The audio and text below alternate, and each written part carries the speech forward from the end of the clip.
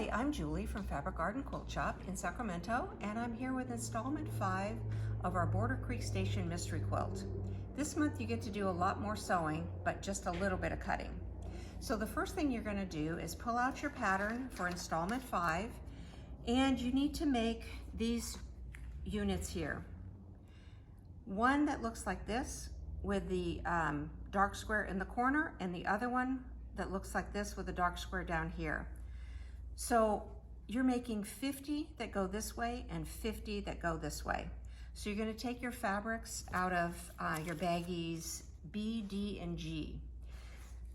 So just take a look at your diagram in your pattern and lay them out accordingly, just to make things less likely to make a mistake. I would just do all your 50 left units and then do your 50 right units. The other thing I want to point out, when I'm sewing together blocks like this, I tend to sew in a horizontal row. But look at the directions. They ask you to sew in a vertical row and to press the seams accordingly. So make sure you do that, because when you get to this couple more steps down the road, your seams will be nesting nicely that way. So once those are all made, again, you're going to have 50 and 50. You're going to put those together and tidy them away into baggie D. For the next step, you're going to pull out your fabrics from baggie C and baggie E. So these are C and this is E. And you need to sew those together.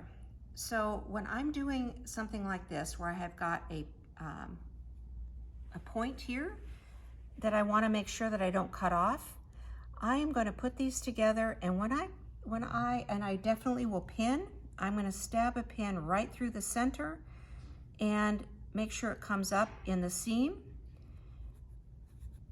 and I will pin all the way across like that, all the way across, and then I'm going to stitch it. And when I stitch it, I will stitch with this side up, because I want to make sure, I know it's hard to see on the video, because of the color of the thread, but I want to make sure that my seam line either goes through that X that these two stitches made, or just a hair above, because I want to make sure that I don't cut off my point here. So once you do that, you're going to end up with 100 pieces that look like this. And again, I'm only referencing the queen. So if you're making the twin, you obviously need to make less. But for the queen, you're going to make 100 that look like this. If you're done sewing for the day, then put all 100 back into baggie C and take a rest.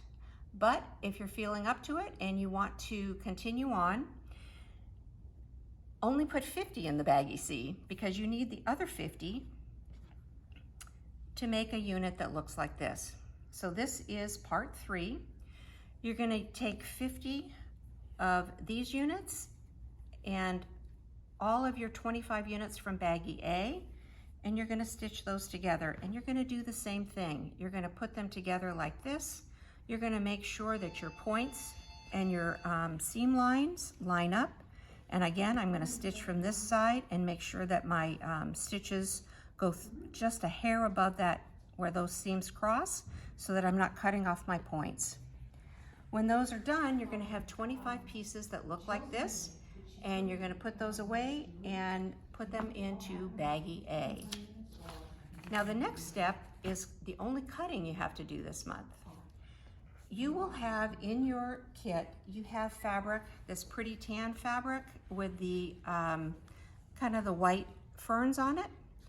You need to cut, again for the queen size, you need to cut 2 pieces that are 15.5 inches. And I went ahead and I cut mine. And you're cutting these so that the 15.5 inches is this way by length of grain, or length of fabric, width of fabric, excuse me. Once that is cut to 15.5 inches, you're going to turn it this way. I would line up my salvages, make sure that everything is nice and straight, and this piece obviously needs to be ironed, but we're going to iron it and and then I'm going to cut the salvages off, and then I'm going to cut 2-inch strips. So for the queen size, I need 40 2-inch by 15.5 inch strips. Once those are done, you can put them away, and those go into baggie E. And you are done for this month. Just refer to the evidence room inventory here. You should have in baggie A, you're going to have 25 pieces, and in baggie B is now empty, so you can use that for something else. Baggie C just has 50 pieces in it.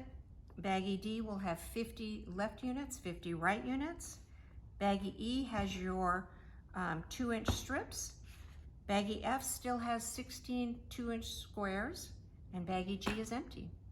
And you're done until next month. So thank you very much. I'll see you then.